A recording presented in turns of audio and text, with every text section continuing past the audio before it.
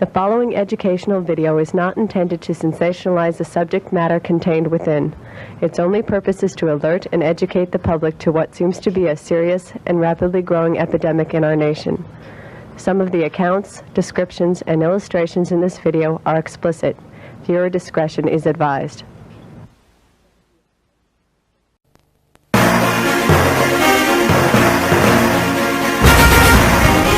Tomorrow, 7 men will be sentenced for trading 750,000 images of child pornography on the internet.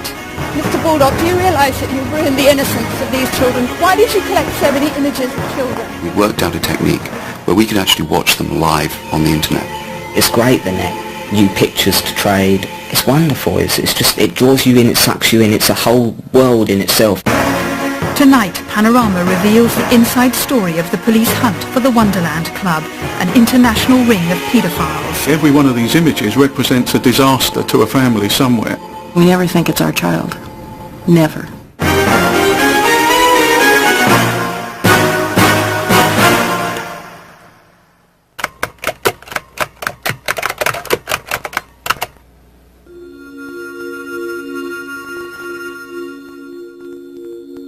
The faces of 1,000 unknown children, victims of sexual abuse. In a dark underworld of the internet, paedophiles traded these pictures in a club they called Wonderland. Some even preyed on young children to satisfy the demands of their friends. What made this ring so very different, it was real children. Real active abuse of children on a global scale, and the exchange of that material between the members. So it was very, very disturbing. David Hines was a member of Wonderland, a loner who had himself been abused as a child. He found it easy to discover child pornography when he first went onto the internet. The first thing anyone does when they get online is go looking for the porn. It's one of those things. And I found that fairly easily. And within 24 hours I'd found the child porn as well. I didn't expect to find it at first. I thought, well, it's an urban myth. It's just something you hear about on the news. And there it was sitting in front of me. Within days, he was hooked, exploring the hidden depths of the internet. There he met other paedophiles. Thinking they were protected by the anonymity of the net, they traded sexually explicit images of children and talked about them. I had people I could talk to. I had people that I could trade images with as well. But I had friends. I'd never had so many friends. I had friends all over the world. For 2 years now, we've been piecing together the inside story of the Wonderland Club through the unique access that we've had to the worldwide police operation to track down the members of the club. I've had to look at many of the images of children they collected. They're just too explicit, too distressing to show in their original state. These images present disturbing evidence of the extensive but secret world of paedophiles on the internet. The story of Wonderland began in America 4 years ago in the small community of Greenfield in California. In April 1996, a 10-year-old girl, Allison, stayed the night with her friend from school. A few days later, Allison's mother received a phone call.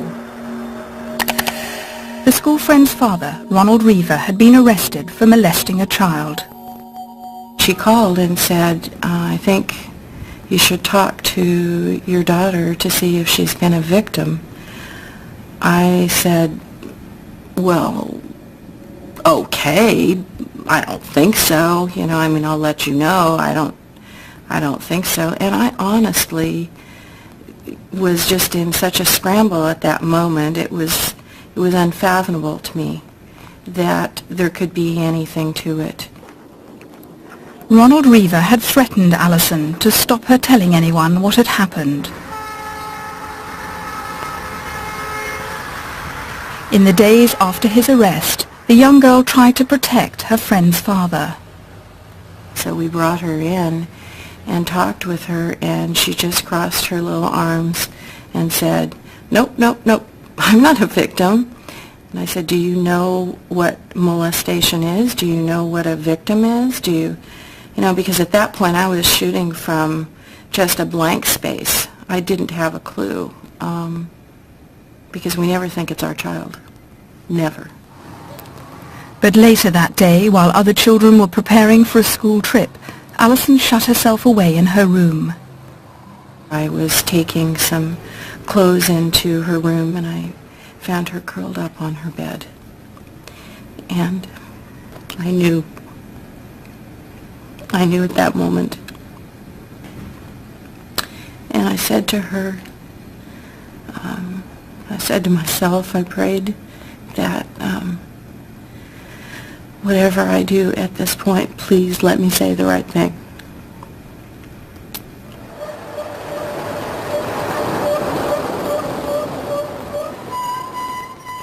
From the privacy of his home in Greenfield, Ronald Reaver had gone onto the internet to trade child pornography with a group of men in other parts of America. But it went much further when Reaver encouraged his young daughter to have her friends over to stay. One night in the Easter holidays when Alison was staying, Reaver linked up a small camera to his computer. He took the child into the computer room and abused her, online, in front of a dozen men watching in 4 different countries. They typed in requests for Reaver to perform specific sexual acts with the child. To have it revealed that this was in the middle of the slumber party. She had been pulled out of the party and taken into the computer room, and she was molested and violated and raped online as it was being broadcast to Australia and Canada and Finland and places all over the United States. Was just devastating to me, and I just sat there with tears just streaming down my face because I was barely beginning to absorb what had happened.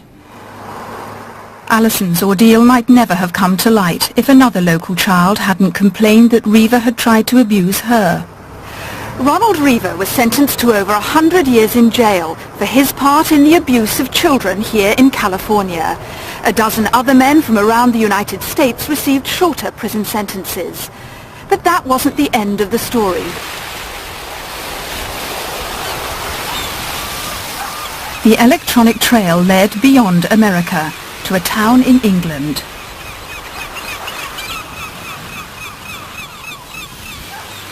Hastings, a once genteel resort town on the Sussex coast, has more recently become a haunt of men who desire children. Paedophiles have been drawn here by the prospect of watching youngsters on the beach. One of those men was Ian Baldock, a 28-year-old computer technician. In October 1997, his house was raided by Sussex police. They were acting on a tip-off from US Customs, who had found Baldock's email address on Ronald Reaver's computer in California. Ian Baldock's machine was examined by the police computer forensics expert. Stored inside it, I found an absolutely massive library of child pornography. More than 42,000 paedophile images. This was enormous. It was 4 times larger than anything I had ever seen before. What I also discovered was that Ian Baldock's computer had distributed 1,642 images to 17 other internet users in the 6 days prior to his arrest. This was a distribution on an absolutely massive scale. For 5 months, Nick Webber probed Baldock's computer. He discovered evidence of an extensive and sophisticated club of paedophiles with its own committee, rules and vetting procedures. It was called Wonderland. The entry fee was 10,000 original images of child pornography. The club operated out of a secure chat room, a private area of the internet. To get in, the members, known only by screen nicknames, had to pass 7 security checks. The main purpose of the club was the exchange of paedophile materials, pictures, movies, information, and most appallingly of all, sounds. Terrible, terrible sounds. But while they were exchanging the pictures, they could sit inside this chat room and exchange information. Talking was great. You'd make friends and you say, oh, I found this new picture, this great new picture, and they would say, oh, what's it called? And you tell them, If they had it, they'd say, oh, we've got that one. But if they didn't, then they'd say, oh, send it, we'll have a look. In April 1998, the National Crime Squad, experts in organised crime, took over the investigation. From their London headquarters, they set up an operation to track down the British members of Wonderland. The full horror of the images in Ian Baldock's computer cannot be shown publicly, but their disturbing content and quantity underline the urgency of the investigation. People don't realise that these images are not just children undressed, romping about on a beach. These images are absolutely hideous on some occasions. The abuse these children have suffered, the worst kind of possible abuse you could imagine. I have seen images that are the most horrible. Children in nappies being abused, people committing vaginal and anal rape on children as young as 6 and 9 months. These people are serious sexual offenders. The internet allowed club members to build massive collections of child pornography. But it also enabled them to meet others who reinforced the perverse belief that sex with children is acceptable. People would message me who I didn't know, I'd never met before, and they would say, trade. And that was it. If you wanted to trade, you would send them some pictures, they would send you some. Sexually explicit images of children? Yes. Illegal images? Yes. To most people, to all people indeed, morally wrong? Well, if that's how you choose to look at it, yes. Wonderland's electronic trail led north to a house in Stockport, Cheshire. Images of a 9-year-old girl being abused by a man who lived here were being traded in the Wonderland Club. That man was Gary Salt, a former RAF engineer and the father of one of the 9-year-old's school friends. She went round for tea and stayed the night now and again, and that's how it started. He was a real nice man. It was just the way he just made her his best friend type of thing, you know. She felt special to him. But they just made up as games, and she liked playing games.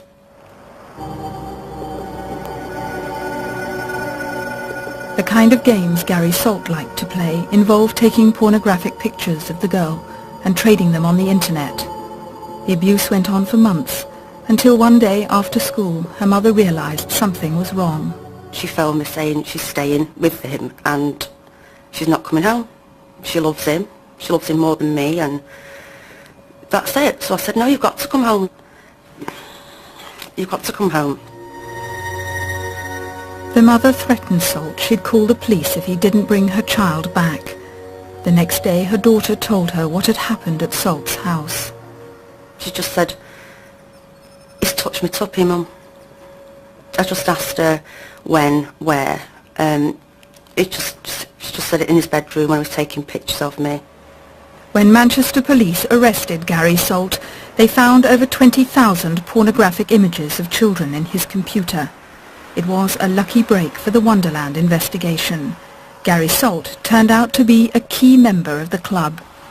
He was very important because he wasn't just a member of Wonderland, he was an abuser in his own right, and he had images of himself abusing children, so he immediately assumed a very high notoriety within the group. I suppose he was considered a hero. Somebody who was standing up for what the group believed in. He wasn't just mouthing it and saying it, he was actually doing it. Gary Salt has already been sentenced to 12 years in prison for abusing 3 children. With Salt's computer, the police had more up-to-date intelligence on the club and a better chance of tracking them online. But they had to be careful. Salt's arrest had made other members even more security conscious. We'd worked out a technique where we could actually watch them live on the internet. So we were sitting very quietly and watching them coming and going into gang headquarters. As they were in effect coming past us, they couldn't see us, but we were able to backtrack and find out who they really were. To find out who they really were, the police now went to the companies through which people access the internet service providers. From the electronic data, they revealed names and addresses of customers holding those accounts. But the police needed to prove who was actually at the computer when the pornographic images of children were being downloaded from the internet through the phone line. into the house. Detectives from the crime squad moved out across the country. For 6 weeks they watched 13 addresses where Wonderland members were thought to live. It's not enough to know that there's somebody on the internet at a particular address. It's important that our suspects, we were able to show through surveillance, were at home when the internet was being used. The original Wonderland member from Hastings was tracked down to Charlbury, a village in Oxfordshire. Ian Baldock had been allowed out on bail with no conditions when his computer was seized. He was living opposite the local school. Ian Baldock would travel on his bicycle and get a train into his place of work. We were able to monitor his movements at that place of work, and when he came out from work we would take him back home again and could ascertain that he was actually using a computer at work and at his home address. Baldock was now working the night shift for a computer company in Oxford. He'd gone right back online into Wonderland and spent hours on the internet. It was the only life he had. We never saw him associating with anybody else. He used to go to cafes on his own. He used to go to bars on his own. And when he went home, he never came out again in the evenings. For Ian Baldock and the others, Wonderland became an obsession, a virtual community that brought paedophiles together. Oh, it's great, the net. It's so fast. Everything's moving. I mean, there's always a software update you need for some of the programs on your computer or something. There's always a new game that you've got from somewhere, or new pictures to trade, or... It's wonderful. It's just, it draws you in, it sucks you in. It's a whole world in itself, and it moves so fast. That's part of the attraction for it for me. As the crime squad began to build a picture of the members of Wonderland, the danger these men posed to children became very clear. The police had to balance the need for evidence against the risk to children. It was a constant risk assessment. We would do it often, where we would analyse whether that particular person at that particular time had access to children, whether the intelligence picture around them made us believe it was such that we couldn't actually let them stay at large any longer. Police traced one of the paedophiles to a terraced house in a back street in Dartford in Kent. In the club he was known as Spank Daddy. In reality he was Gavin Seegers, a 24-year-old computer technician.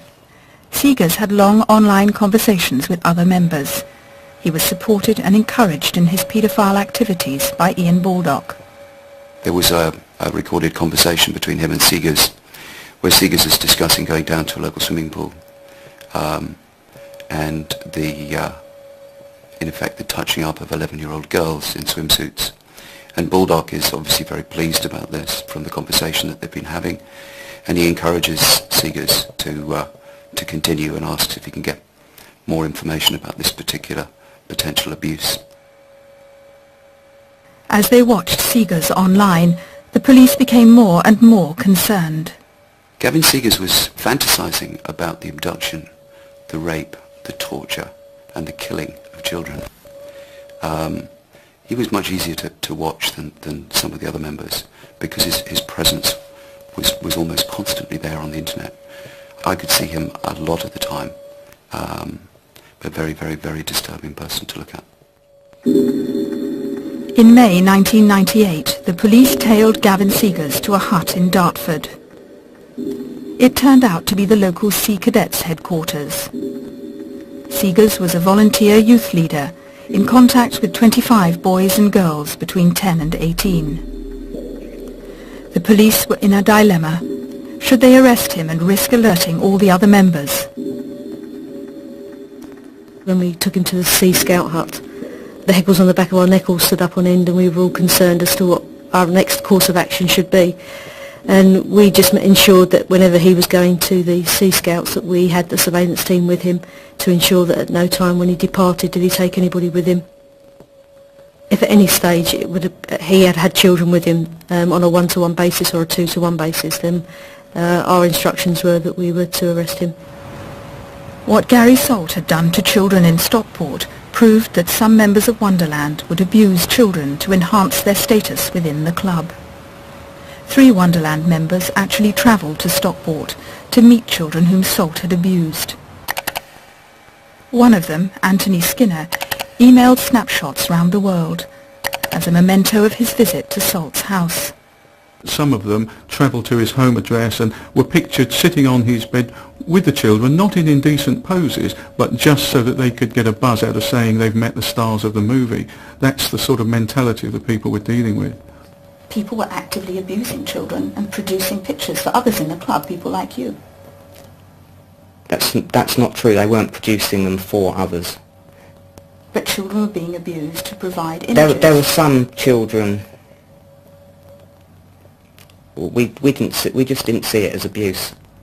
We saw it as there were some children involved in relationships. But the idea that children could possibly want sex is totally abhorrent to everybody. Not to us. By June, 8 months into the operation, the team working secretly out of Leatherhead Police Station had tracked down 10 UK suspects.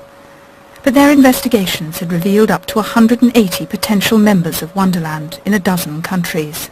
We could have adopted the attitude we would just deal with the people in this country, and we could have done it very quickly. It would have all been done and dusted a lot sooner than it was. But in truth, that would not have been the way to go forward, because obviously every one of these images represents a disaster to a family somewhere, and we decided that we would go forward by getting as many countries as we could on board with us so that we could maximise on our evidence.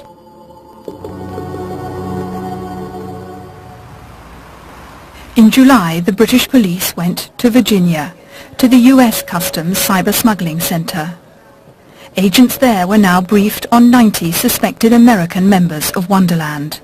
It was beyond the scope of any child pornography ring ever seen in the United States.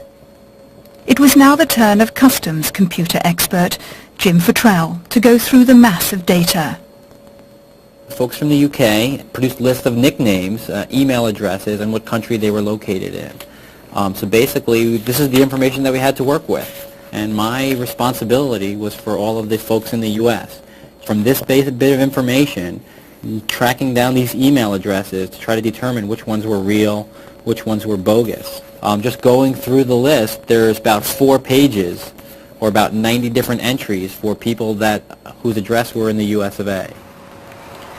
Customs identified one of the key American members of the club in St. Charles, Missouri, with the help of his internet service provider. He was living in a trailer park alongside several families and working in a nearby store. Online he traded child porn with other members, including his own father. His nickname was Bart, but his real name was Scott Allemeyer. He was a very popular, very well-respected guy. He was a producer. He was actually abusing kids, videotaping it, taking pictures, and sharing that pictures with everybody else in the channel. That gave somebody great status. So he was definitely one of the few people, the tier 1, top shelf people. He was very much revered by everybody in the channel. And you can even see when he comes into the channel, people acknowledge him right away. Everybody is sure to say hi to him. Hey Bart, how's it going? What's new? Good to see you. And that's because Bart had something special to offer. He had something special to offer. Actionable pictures, new producer, actionable material. He would basically produce stuff on demand. If you want a special request, you would talk to him about certain things that you wanted to see him do. The next time he's abusing a child, he would do it for you. We had the obvious stereotypical pedophiles, the people that were out scavenging the playgrounds and such. But we also had people that were married with families. We had an individual who was a professor in the University of Connecticut. We had law students. We had med students. We had people that you would never have been suspected of trading in this type of material. William Rosa seemed a respectable citizen, a 31-year-old medical student at Chapel Hill College in North Carolina. His training as a doctor included a stint in the children's unit at the hospital. But Rosa was also a member of Wonderland. He could be my general practitioner. He could be my family's GP. I could be sending my boys to him. Or my neighbor could be sending their daughters to him. That concerned me. He has access to the whole family as a physician. From the student flat, which he shared with his girlfriend, William Rosa secretly spent hours at night downloading images. Online he called himself Amy, knowing that other men in the club would trade more generously with someone they thought was a woman. Soon he had 70,000 images of children. I don't think William Rosa would have got involved in this had it not been for the internet. The anonymity that he used or thought he had allowed him to cross that line and enter into this world hiding behind a fictitious name. By now, 8 European countries spanning the continent had been brought into the hunt for Wonderland. In Germany, the National Computer Crime Unit was looking for a dozen suspected members of the club. They examined the computer logs, emails and images passed to them by the British police. Sometimes it's unbelievable what you see. Sometimes it makes you furious. And especially when there are young children, very young children, who are abused. At a government guest house near Bonn, which had hosted international summits, the police found another key member of Wonderland. In private, his nickname was Ultima, and he was on the committee which ran the club. In public, he was a civil servant. Ultima was one German suspect who had very close contacts to the leading characters worldwide, both to the UK and to the US. It was up to him to decide whether a new member would be vetted or would not be given access to the Wonderland ring. By the end of August, 13 countries were hunting for Wonderland members. Not all the suspects had been identified, but time was running out. Some in the club were becoming suspicious, secretly encoding their pictures to hide the evidence. Across the world, police forces decided they couldn't wait any longer. The club was about to be raided. The main concern was getting in, securing the evidence and preserving the evidence and preventing anyone from California telling one in Italy that, hey, the police are just running my door and you should destroy everything you have because they may be coming to your house next. On September the 2nd, over 1,000 police and child protection officers in 13 countries simultaneously raided 105 Wonderland members. In Britain it was 5 a.m. 8 suspects were arrested, their computers seized. We had their faces up on the wall. Suddenly now, these pictures on the wall were turning into real people. And a lot of the reports that were coming back from the arresting teams were very positive. They were getting the material, they were identifying the people successfully. So it was a really good day. So what was your reaction? Grief, more than anything. I was grieving for my friends. I didn't know what would happen. I knew that some of them wouldn't be able to accept it, and I have found out since that 6 of them have committed suicide. In Germany, at dawn, the police closed in on a small village. Another club member, nicknamed Gronki, lived quietly here with his girlfriend. Like the others, he never suspected that the police knew about his activities. Es hat einen wirklich getroffen wie ein Blitzschlag. It hit me like lightning. I was suddenly dragged back into the real world. Of course, I'd always been worried about it being illegal and completely immoral, but my obsession had got the better of me. The last thing on my mind was arrest. I never expected to find the police on my doorstep. In America, it was still the middle of the night when Scott Allemeyer's trailer home was raided. Weapons and explosives were found. Child protection officers discovered a homemade video of the abuse of an 8-year-old girl. Allemeyer's trailer resembled a prison. He had an inner sanctum that he had built up with plywood, and a lot of the doors were maybe 4 inches thick. We found a young girl's panties that he had put in plastic bags and had hid down in the ductwork. He also had some of these panties laying near the computer where he would sit at and work. Over 100 computers were seized worldwide. Even for the British detectives who'd been involved in tracking down the Wonderland Club, the sheer scale of the child pornography was overwhelming. We couldn't believe the size. We took a 7.5-ton lorry to bring everything back to our base. We just didn't realise how big it was going to be. The photographs were unbelievable. They really did disgust a number of officers. And we are hardened detectives and seen a lot of this stuff before, but not some of this stuff. We had 750,000, that's 750,000 different images of paedophilia. Some of them were laughing, and yet you knew inside they were crying, and some of them were absolutely sobbing. Certainly one series that sticks in my mind is a series that was labelled Colby. Colby would appear to be a child of no more than a year old, and the initial images are of a young toddler, a very blonde-haired lad walking in a hallway in nappies. That image goes through some 20 or 30 slides and ends up with the most horrific abuse of the child. And certainly, like the rest of the team, I guess that one image probably stays with you, and that for me would be the most horrible that I saw. Along with the pictures, there were terrible sounds stored on some of the computers. In Ian Bulldog's computer there was a voice of a little girl. She sounds to me to be English, probably about 8 or 9, being repeatedly beaten by her mother and saying no more, no more. And the beating just continues again and again and again as she's crying and screaming. That hit really hard, really, really hard. Took a long time to get that out of my head.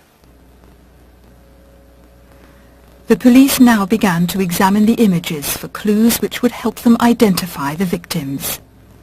They were looking at the surroundings for any details which could indicate where and when pictures had been taken. For each picture we looked for electrical sockets, we looked for magazines, anything in the wallpaper, anything that would give us a clue as to the nationality. And majority of them are so professionally made that you can't tell. The National Crime Squad have now compiled a montage of 1,200 children's faces from the images. They're on an international database available only to police forces. If you like, we've done the easy bit. We've got the people that were trading this stuff, and they've now been dealt with. But I feel that only half the job's been done, because to finish it is to try and identify who these victims are. But only one child has so far been positively identified, an 11-year-old Portuguese boy. Rui Pedro Mendonça was abducted on his way to school 3 years ago and has never been found. Images of him were subsequently traded in Wonderland. Was the image of that Portuguese boy found on any of the computers seized here in Britain? Yes, it was. The image was found on the computer of Gavin Seegers, who was one of our suspects. It sounds pretty chilling, doesn't it? A disappeared boy, paedophiles, computer images. The abuse of children is quite horrific. We would know that the club, the Wonderland Club, consider themselves to be the cream of paedophiles, and we would know that in their craving for new material they would stop at nothing to abuse children. The revelations about Wonderland are focusing everyone's concern on the growing problem of child pornography on the internet. Some British internet service providers, the companies which provide access to the internet, carry such material on their networks. Indeed, paedophile content is openly advertised on some of the channels known as newsgroups. It is through these newsgroups that many of the members of Wonderland first found indecent images of children. This is an internet newsgroup browsing program. It allows you to access up to 46,000 different newsgroups. Here you can see in the newsgroups we've got a newsgroup called Alt Sex Paedophile, Alt Sex Paedophilia, Alt Sex Paedophilia boys, girls. So it's clearly marked paedophilia? It's clearly marked paedophilia, and a simple click of the mouse will take you straight into it and the contents of that particular newsgroup. And what's the likelihood of those contents being, in effect, illegal? Images of children being abused? A large proportion of it will be images that are illegal to be in possession of in this country. And that's openly available on the internet? Openly available and clearly marked as such. Why do some of your members carry news groups that are obviously to do with paedophilia, sex.babies? It's obvious what it contains. How can you say you're serious about stopping child porn on the net when this kind of material exists openly by your members? I think it's important to recognise that the actual names of news groups do not actually bear always a correspondence with what they actually contain. And if we took the action of banning all different news groups because of a name, then we might not actually be banning information that was actually... But it would be a start, would it not, to stop news groups that are actually called sex.babies? Many of them are stopped. But many of them aren't. I mean, one of your members, for example, has a dozen of these sites specifically: sex.babies, sex.boys, sex.children, pictures.child erotica. What else are those news groups about if not illegal material? Well, as I said, the news groups themselves, the names, actually don't necessarily indicate what's in them. But some of the paedophiles that we've spoken to say that they got into this whole business and got into the net because they identified those news groups and went in that way because they found a news group called, for example, pictures.child. I'm not going to deny that these news groups do exist, and some of them do contain illegal material. Tomorrow, a legal process that has dragged on for 2 years will come to an end when 7 Wonderland members in England are sentenced. During that time, the men have been on bail at large in the community. The maximum prison term for their offences is being increased to 10 years, but too late for these men, who will only receive at most 3 years and are likely to serve even less. David Hines will be sentenced tomorrow. He thought he could rely on the anonymity of the internet. He was wrong, but there are others who haven't been caught, men who are still active online. They'll hide up and then they'll start their own channel, and then they'll go looking for each other and they'll regroup, and the group will eventually be as big as it was, with new members, with new pictures, and with all of the old pictures which are still floating around out there. The policemen who patrol the internet still see the faces of hundreds of Wonderland children. They are out there forever. A lot of these kids are the equivalent of movie stars. They're famous, they're celebrities. All their pictures are well known. What is the effect on the children of their notoriety? They are going to be, their abuse is going to continue for the rest of their life. That documentation of their abuse is going to be part of their life forever. The abuse of Cheryl's daughter in California 4 years ago started the hunt for Wonderland. Cheryl's child, like all the victims, will never escape the memory of her ordeal. It still is unfathomable to me that there are pictures of my child and videos of my child that were trafficked and are, I mean, there's no stopping it once it's out there.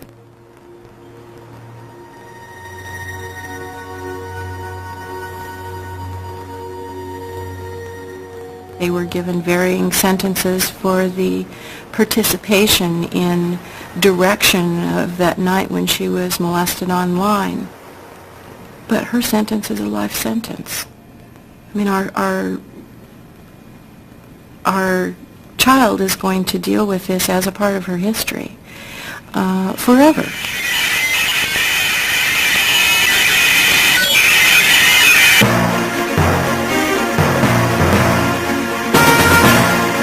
You can comment on the issues raised in our programme by visiting our website at bbc.co.uk/panorama. Panorama returns in 2 weeks' time, investigating